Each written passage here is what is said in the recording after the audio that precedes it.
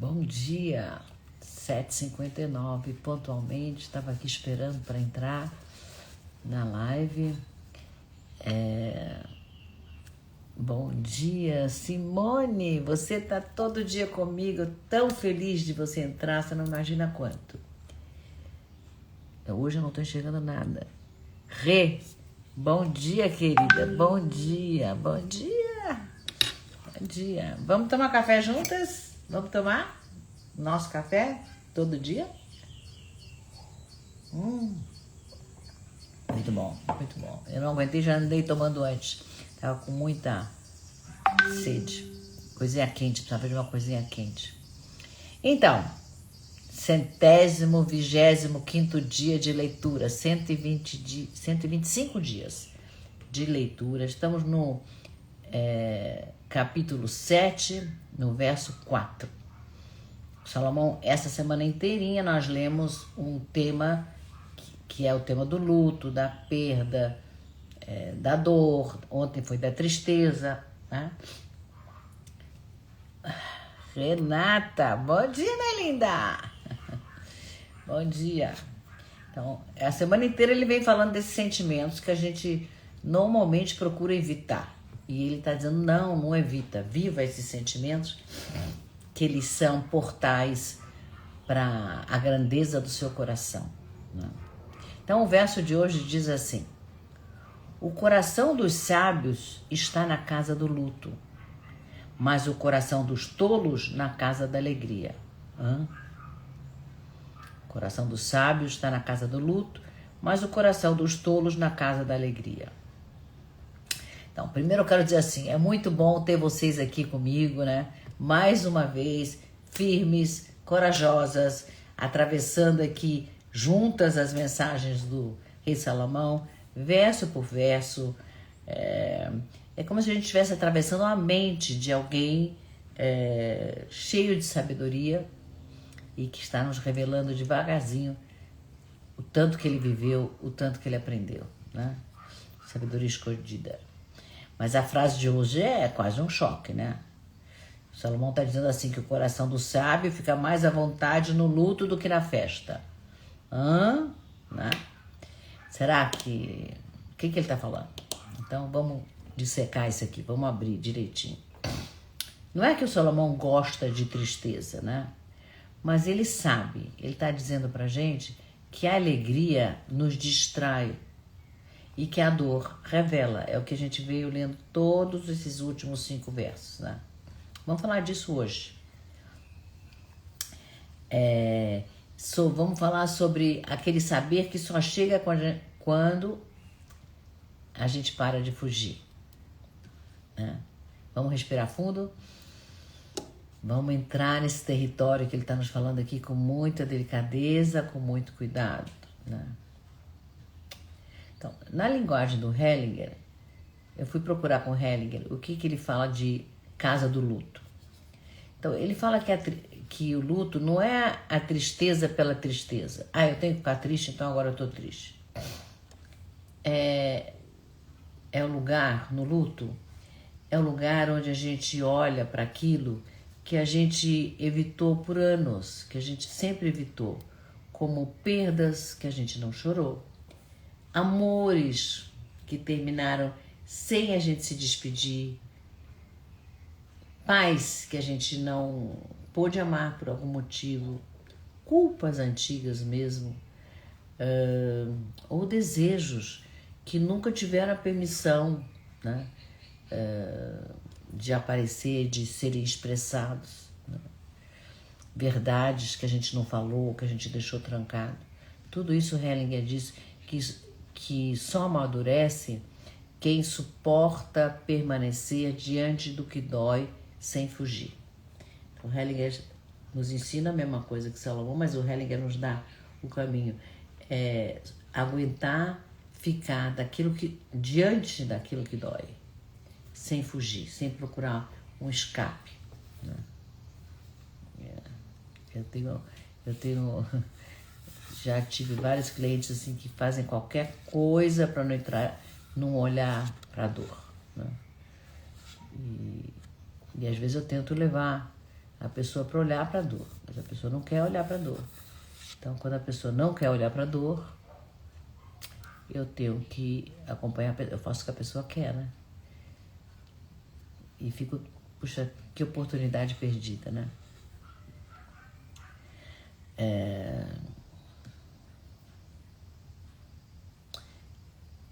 Me lembro que uma vez eu tinha uma cliente que eu falei dela aqui já essa semana, né? Que era festa, mais festa, balada, o tempo inteiro, só um monte de gente em volta dela. Ela só queria muito barulho, né? Nas baladas ela ficava perto da caixa de som, de tanto que ela estava fugindo da dor. Então aquele barulho deixava ela tonta, né? Quando eu fiz a constelação dela, o que aconteceu? Ela perdeu um irmão. Quando ela tinha 12 anos, ela perdeu um irmão. Não importa, as circunstâncias, por acaso enfim, era uma doença. Ela perdeu esse irmão, ela tinha 12 anos. Ela não fez luto. Mas a dor estava lá, né? E ela não sabia como lidar com ela. Então, eram festas e mais festas. Ela não sabia como fazer com aquilo, com 12 anos, né? E os pais também estavam enlutados, imagina. Não tinham nem tempo de olhar para ela, quanto mais para a dor dela, né? Então, quando a gente fez a constelação, foi muito lindo, né? Porque ela pôde finalmente olhar para esse irmão, já adulta. Só um minuto.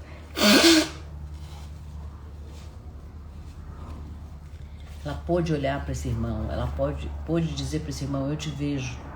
Né? Quanta gente, a gente perde uma pessoa querida, e dói muito perder uma pessoa querida. Ontem eu falei que a dor era tão grande que eu escrevi 7, 8 versos, um atrás do outro. Esse foi o portal que eu acessei com a minha dor. Mas aqui ela não tinha ideia de como lidar com a dor com 12 anos de idade, né? Então, ela pôde olhar para esse irmão, dizer, eu te vejo, você me faz muita falta, né?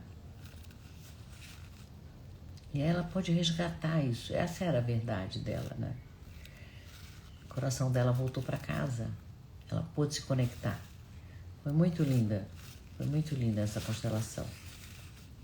Mas vamos aos filósofos. Nietzsche, que é o que nós estamos vendo essa semana, ele rasga as nossas ilusões, né?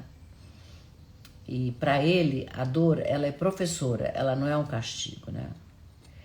E ele dizia assim, que só quem passa pela noite escura da alma aprende a olhar o amanhecer com profundidade.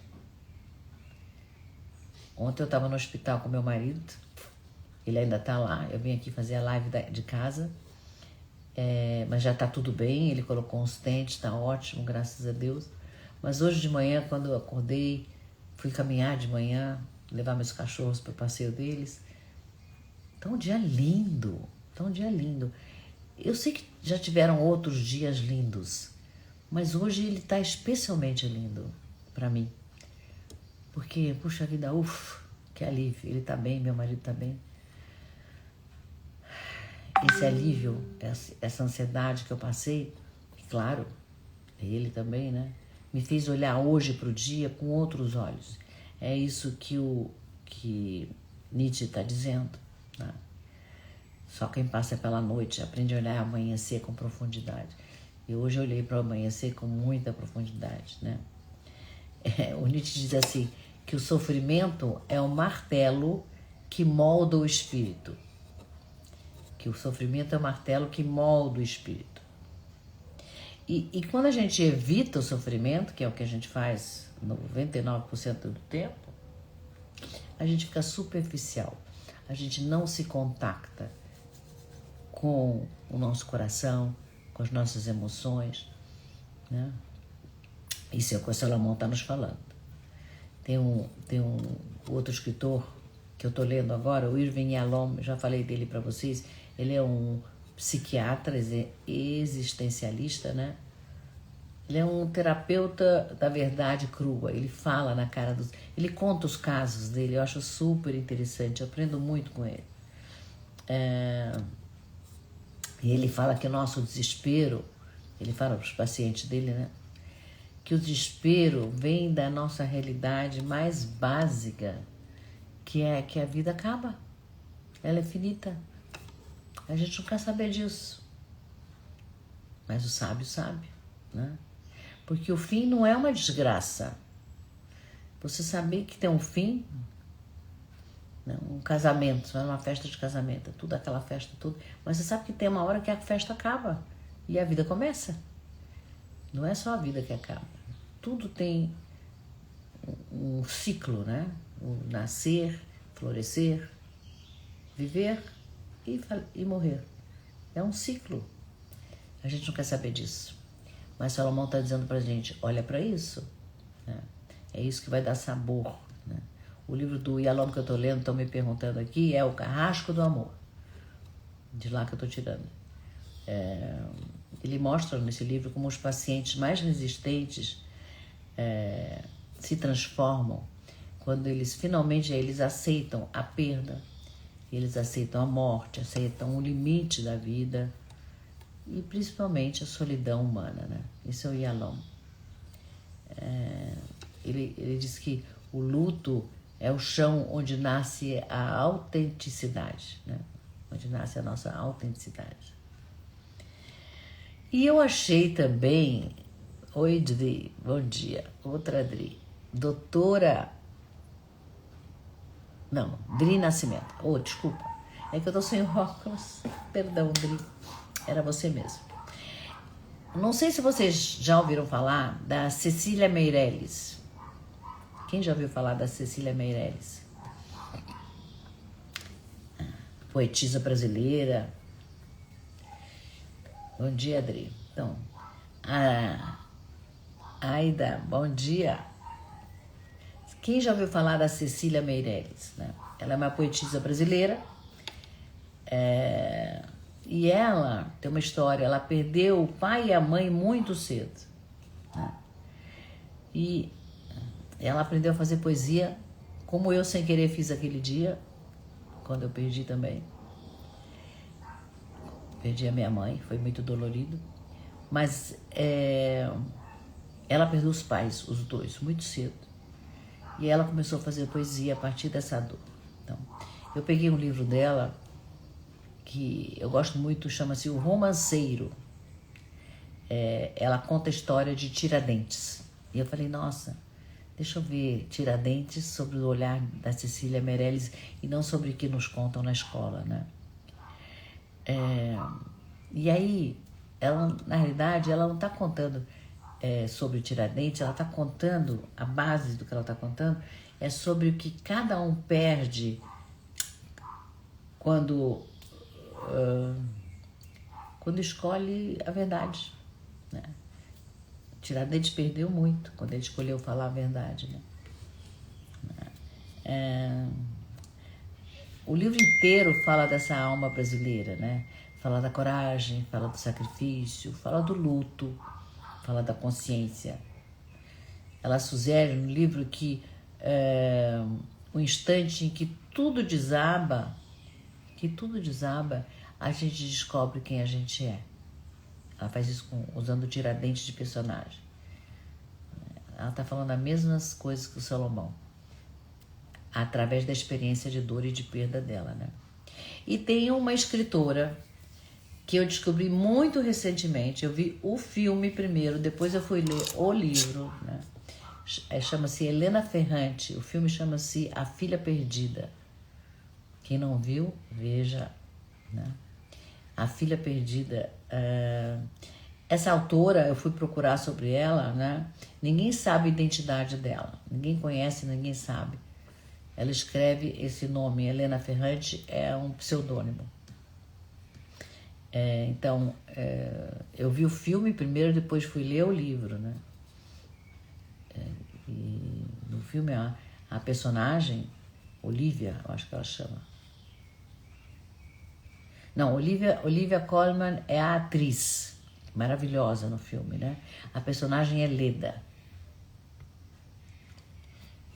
Oi, Maria, estamos falando. Ó, a Renata conhece. Muito bem, Renata. Então, a Leda é uma professora que enfrenta uma sombra que ela tenta esconder, né? Então, ela tem a ambivalência da maternidade, ela sente muita culpa, ela sente abandonada, ela sente que abandonou, tem um desejo grande, tem uma falha, ela faz merda no filme, né? E no livro também. Então, ela tem um luto íntimo, emocional, visceral acontecendo dentro dela, né? Só quando ela realmente olha para esse luto que ela consegue se encontrar. Porque ela está o tempo inteiro tentando dizer que isso não aconteceu, não foi com ela que aconteceu, né? Então, tanto ela como o Salomão dizem a mesma coisa, que a verdade mora naquilo que dói. É assim, eles sabem mais que a gente, né? Então, no filme A Filha Perdida, né, parece que foi escrita para esse verso, né? O filme mostra a alegria superficial que no começo ela vive, ela chega, né? Eu não vou contar, vocês vão ver porque vale a pena. Só tem festas e tal, mas é muito superficial, a gente nota. E que na realidade vai mostrando no filme como ela está, na realidade, escondendo dores profundas. Mas tem dores que só se curam, não adianta esconder embaixo do tapete, né? Quando ela finalmente fala assim, não, eu realmente fiz merda, né? Eu falhei, eu errei, mas mesmo assim eu continuo existindo.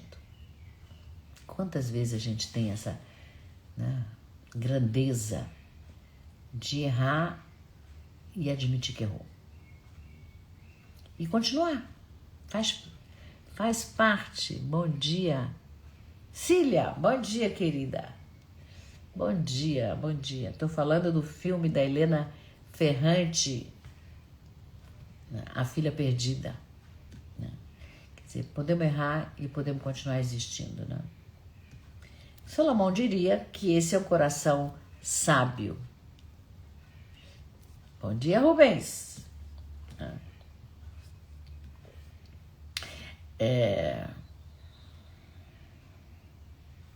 Tem uma história particular que eu vou compartilhar com vocês. Os meus pais se separaram de uma maneira muito ruim, muito ruim. Eu era bem menina na época.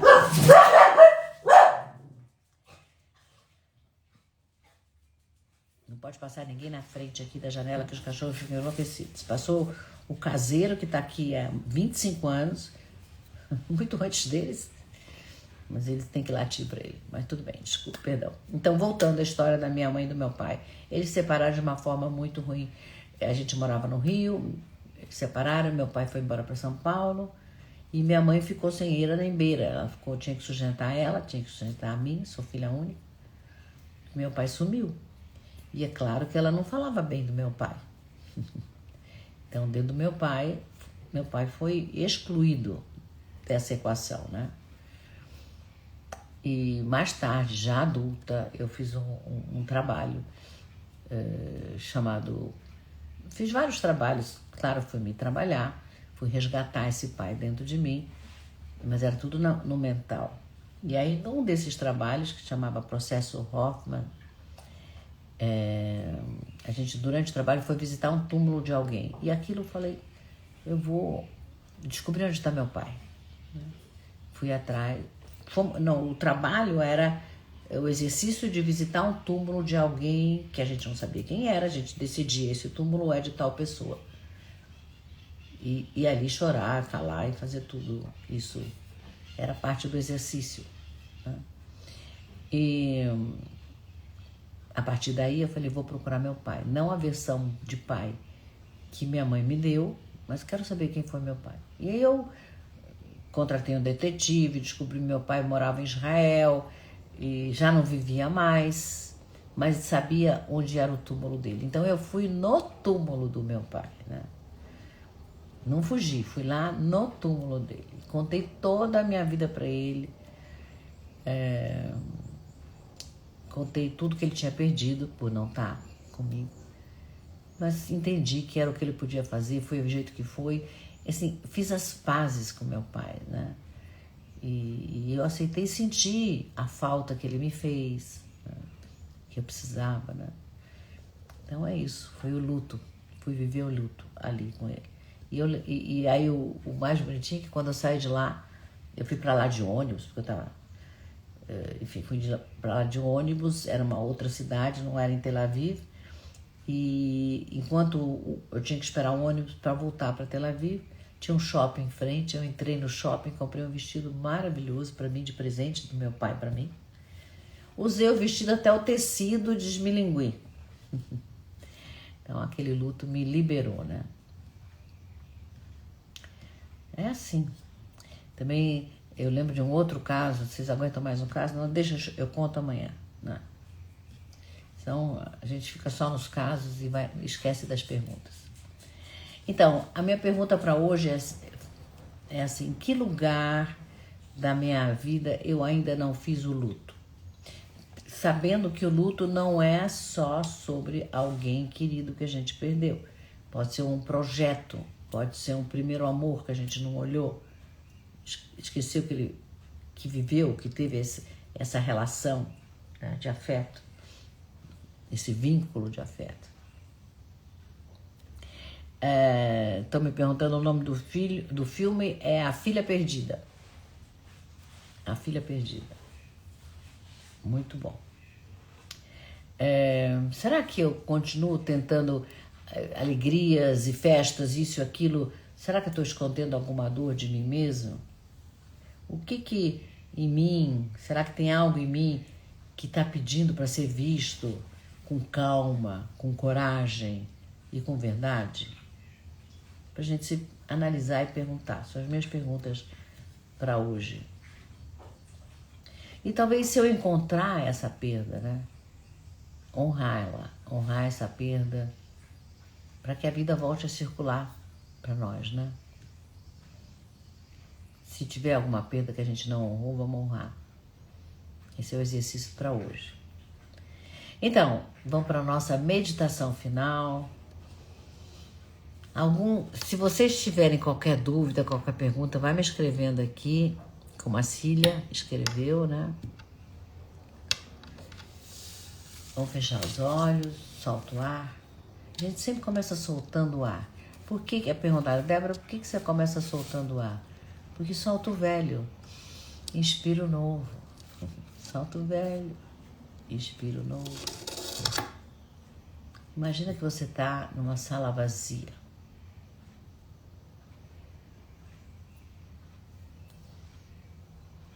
Aí no centro da sala tem uma cadeira. Você vai e senta nessa cadeira. Fica aí sentadinha por um tempo.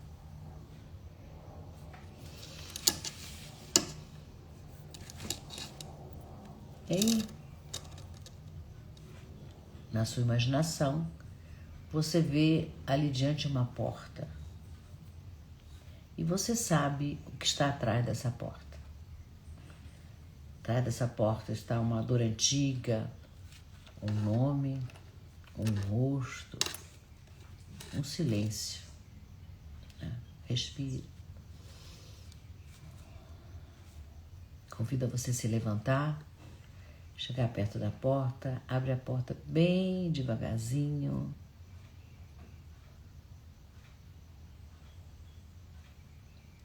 Bem devagar. Não tem nenhum monstro atrás dessa porta. Só tem aquilo que sempre pediu para ser reconhecido. E hoje é o dia da gente reconhecer isso. Chegar bem perto. Imagina que é alguém amado. Pode ser. Coloque a mão sobre essa dor da perda desse ser amado. Coloque a mão no ombro, como se eu estivesse colocando a mão no ombro. Respira, diz assim, eu não fujo mais. Eu te vejo, essa dor. Estamos falando da dor, não da pessoa, ok? Estamos falando da emoção. Eu te vejo e não fujo mais. Eu aguento te sentir. Eu aguento sentir essa dor.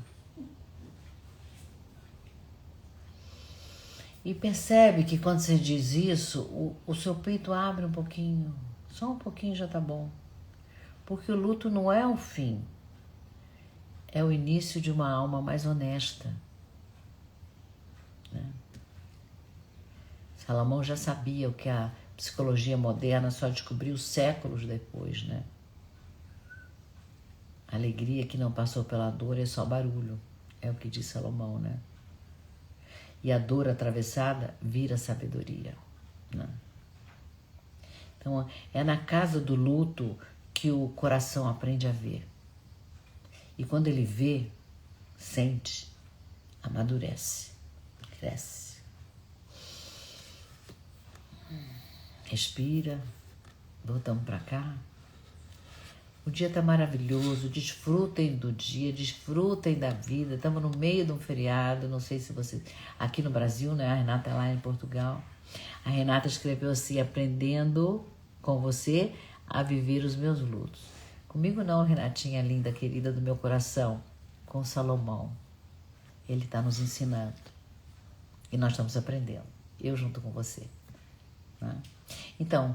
Bom final de semana a todos, a todas. Desfrutem do dia, desfrutem do final de semana, desfrutem da vida. E nos vemos na segunda-feira, às 7h59.